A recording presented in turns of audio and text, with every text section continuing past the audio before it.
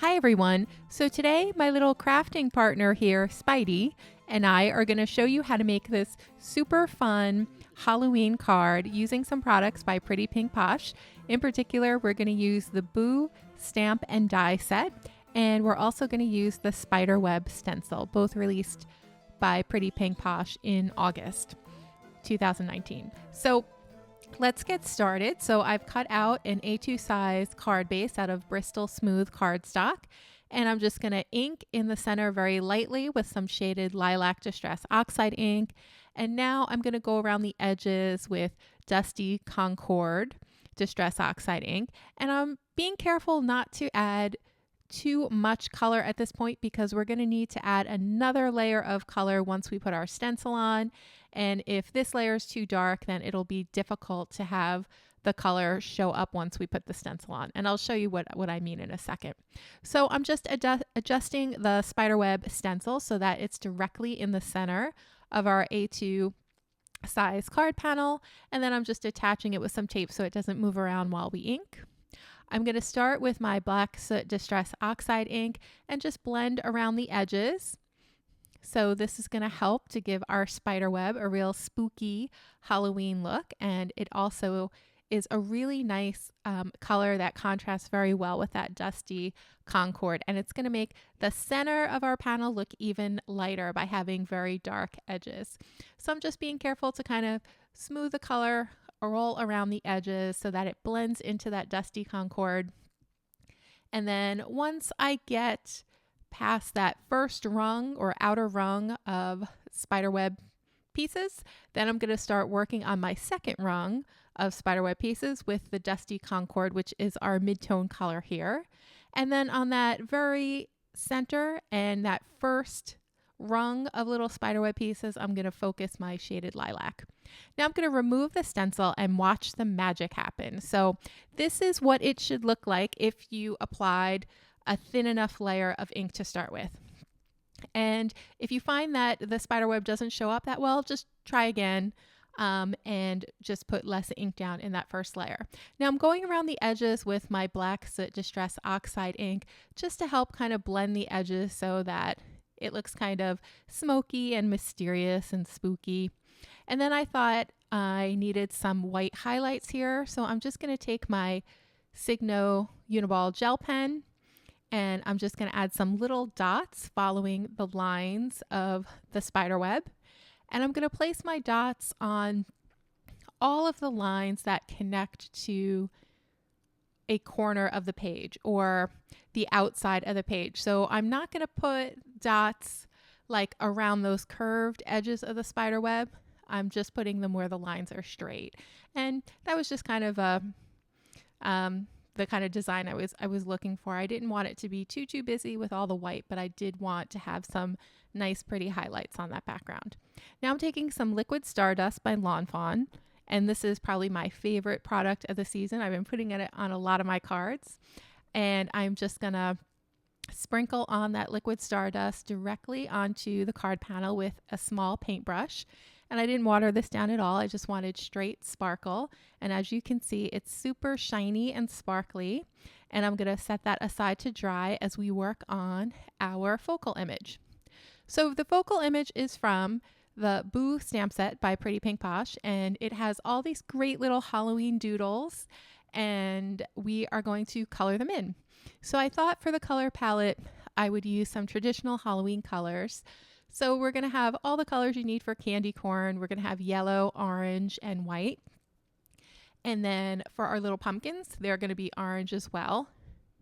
And then I thought I'd get a little bit funky and color in the skulls and the ghosts in kind of non-traditional ghost and skull colors, but pretty traditional Halloween colors. So for our little ghosts, we're going to color them in with some yellow greens. And then our little skulls, we're going to color in turquoise. So the colors that we're going to use for our little doodle background are going to be yellow, orange, turquoise, yellow, green, and then some violet and black as well. And I just thought that that color combination is kind of like a spooky rainbow color combination. And I thought that it worked pretty well here. And I'm making sure that the colors that I'm using are pretty vibrant because our background is very dark. So if we use colors that are too light, this sentiment is going to kind of fade into the background or kind of just look like it doesn't fit. So we need really, really bold colors here to kind of tie the whole design together. So for my little witch hats, I went a little non-traditional by making them violet instead of black. And then for our bats, I'm going to add a coat of bluish purple, blue violet. That's what I meant to say. And then I'm going to cover that over with black. It's a new combination I'm trying out. There is some violet undertones to the cool gray, so I thought, why not just, instead of using a cool gray as our lightest shade, why not just use a blue violet there. Now there are a bunch of little dots in our little doodle background, so I'm just coloring all of those in with VO5. And I stamped 2 spiders. I end up not using them in the design, but that's okay. They're still cute. And then this is the die that goes along with the stamp set. So I'm just going to arrange that over our little focal image. And then I'm going to take them to my die cutting machine. I use a Spellbinders Platinum Plus machine.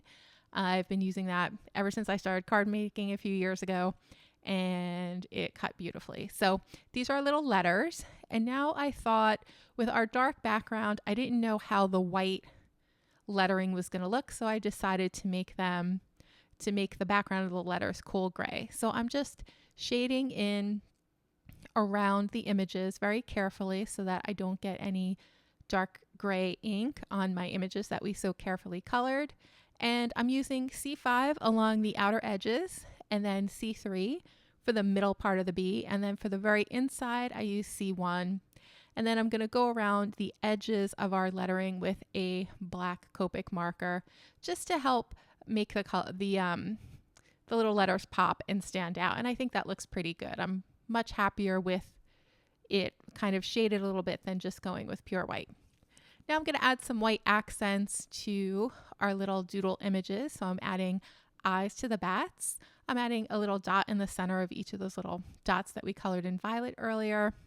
And I'm going to do that on all 3 pieces. Now, I also wanted my sentiment to stand up from the card. So I went ahead and I cut out 4 more sets of the blue lettering on black cardstock. And we are going to layer our letters now. So to layer them, I'm going to set the letter, I'm going to offset it a little bit to the side so that some of the black stands out. So the black on the right side of the letter, do you see that? I kind of staggered it by 1/8 of an inch just to help make the letters look dimensional and to make them pretty interesting looking. I thought that by having some black edging that would just help to tie the whole design together and make our little sentiment even more interesting than it already is with all those beautiful doodle images on them. So again, I used 4 layers of black cardstock, and then I topped it with our little colored letter.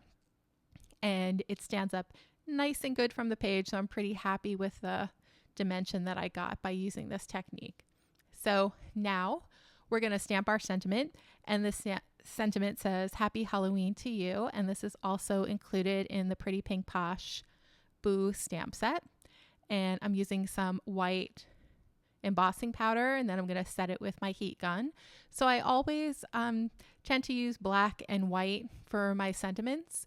When I first started card making, I was really into using silver, but the truth is nothing really stands out as well as white lettering on a black background.